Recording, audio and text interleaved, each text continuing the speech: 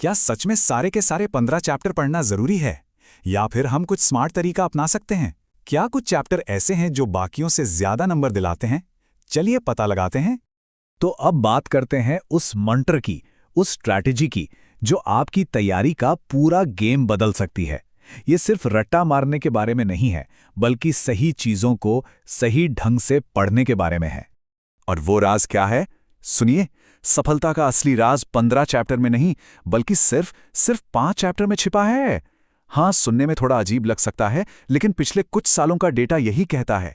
अच्छे नंबर लाने की चाबी इन 5 चैप्टर्स में ही है। तो भैया कौन से हैं वो 5 गेम चेंजर चैप्टर्स? चलिए अब सीधे डेटा देखते हैं। ये कोई हवाई बात नहीं है, ये पिछले 4 साल के पेपर्स का पक्का वाला एनालिसिस है। देखते हैं कि ये चैप्टर क्यों आपकी लिस्ट में टॉप पर होने चाहिए। लिस्ट में नंबर 1 पर है त्रिकोणमिति, यानी ट्रिग्नोमेट्री। इसको आप ऑब्जेक्टिव सवालों का पावर हाउस कह सकते हैं। अगर ये चैप्टर पक्का हो गया ना, तो समझो आधा काम तो वहीं हो गया। अब जरा इन आंकड़ों पर नजर डालिए। हर साल दोनों सिटिंग्स को मिलाकर अकेले इस चैप्टर से 12 से 27 ऑब्जेक्टिव सवाल पूछे गए हैं। ये पैटर्न साफ साफ चिल्लाकर कह रहा है कि त्रिकोणमिति कितना जरूरी है। और ये देखिए, 2023 की दूसरी पाली में सिर्फ त्रिकोणमिति से 27 ऑब्जेक्टिव सवाल आए थे। 27! सोचिए, एक अकेला चैप्टर आपको पासिंग मार्क्स के कितने करीब ले जा सकता है। हमारी लिस्ट में दूसरा हीरो है निर्देशांक ज्यामिति या कोऑर्डिनेट ज्योमेट्री। ये भी ऑब्जेक्टिव सवालों के लिए सोने की खान से कम नहीं है, सच में। यहां भी नंबर्स झूठ नहीं बोलते। हर साल इस चैप्टर से लगातार 10 से 15 के बीच सवाल पूछे जा रहे हैं। ये भी एक हाई स्कोरिंग टॉपिक है, जिसे छोड़ने की गलती तो बिल्कुल नहीं कर सकते। जैसे 2022 की पहली पाली में देखिए, इस चैप्टर से पूरे 15 सवाल थे। जरा सोचिए, सिर्फ इन 2 चैप्टर्स को अच्छे से कर लेने से कितना बड़ा फायदा हो सकता है। तीसरे नंबर पर आता है बहुपद, यानी पॉलिनोमियल्स। ये आपकी किताब का चैप्टर नंबर 2 है। बेसिक चैप्टर है, लेकिन परीक्षा में लगातार अच्छे नंबर दिलाता है। आंकड़ों को देखें तो हर साल दोनों ही पालियों में इस चैप्टर से 7 से 11 ऑब्जेक्टिव सवाल पक्के आए हैं। मतलब ये भरोसेमंद चैप्टर है।